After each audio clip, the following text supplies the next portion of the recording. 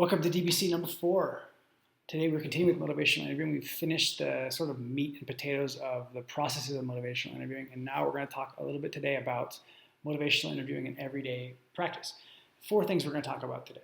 Number 1 is the inner experience of the practitioner who is using motivational interviewing or working with motivational interviewing.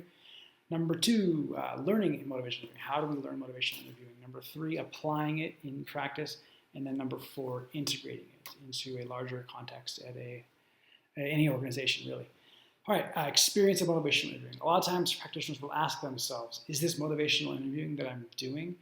And a good set of questions to continue to ask yourself regarding am I doing motivational interviewing is, what is the focus on? What do I think is the experience of my client at this point? Do they feel like they're being heard and understood? Is there a focus? Is there change talk, sustained talk going on? So again, sustained talk doesn't necessarily mean that motivational interviewing is not going on. It's a natural part of ambivalence. Are we planning if it gets to that? So these are just good questions to ask. Like what are we doing and where are we going? A really cool thing about time in motivational interviewing is a really cool example in one of the chapters in this section of the book of a nurse and an elderly man who is about to be discharged from a hospital. He has a lot of reservations about his life moving forward and not being able to care of a doctor.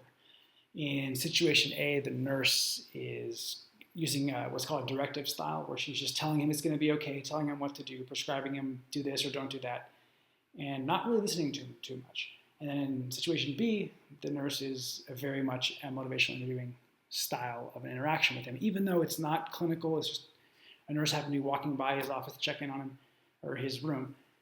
And they make this awesome point, which is that it takes her just as long to give a sincere listening and a motivational interviewing, client-centered interaction with him versus using the writing reflex and just telling him what to do and prescribing things. And he ends up feeling really bad after the first one, whereas he feels really good. It doesn't take any time longer. It's not like it takes, it's going to take you 5 times longer to get these results. No, it's the same amount of time. And if anything, they say, we actually get more progress in the same amount of time. It's more efficient. One more thing, before sessions, they said that we could or should center oneself to kind of get in the right mode because, again, they keep coming back to this idea that motivational interviewing, we talk about the 4 processes and the 4 skills of motivational interviewing, but they say more than knowing those and being able to fill out like a test of what does ORS stand for, what are the 4 processes of motivational interviewing, understanding like the heart center, the head center, and the spirit and style of motivational interviewing. This idea of really respecting the other person and respecting their autonomy is really what I get when you read all through the examples of what good motivational or effective motivational interviewing is. I get this idea of a deep respect for the person as an individual and as an autonomous person in addition to that. Step 2, learning motivational interviewing. Very simple. They say very clearly, we offer these great seminars, and you'll see seminars all over the internet for like motivational interviewing training. You can read our book, buy our book. They say, you know what, those 2 things, reading the book and going to conferences, does not really make a better motivational or a more effective motivational interviewing practitioner. The number 1 thing that does, however, is reviewed practice.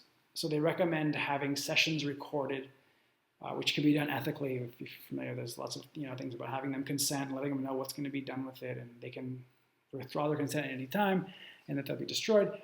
But that to have a recording and to play this with a proficient motivational interviewing practitioner, because that's really where the growth comes from. It's not about reading, it's not about going to workshops, but getting immediate feedback on what you're doing is really the key. If I can just say one thing about how to learn, that's it. Again, with the style and the spirit of motivational interviewing as opposed to memorizing techniques.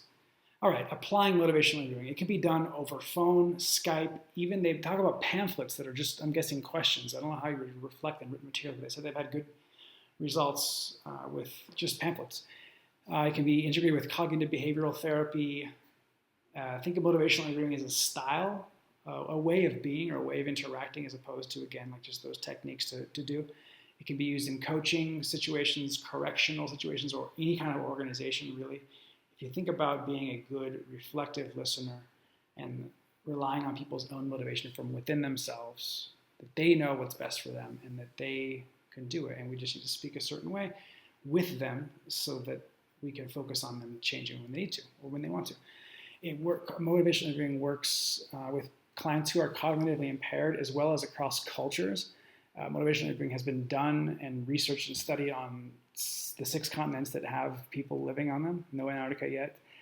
One more thing is that the engaging process, the first sort of process in motivational interviewing, usually how it begins, will vary across cultures, but evoking, planning, and focusing are all extremely effective across cultures. Doesn't matter anywhere that's been studied so far.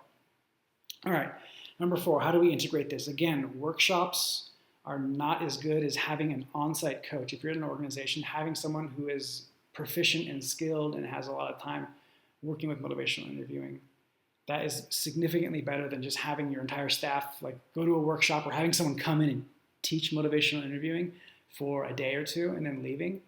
Having an on-site coach, they said, is really, really good. And they mentioned also having even just groups of people, like if it's outside of the context of an organization, if you like a meetup group maybe, or just having people just so that you can practice and do make-believes, or even have each person in the motivational interviewing group talk about something that they're struggling with, the change that they are, and that's even better.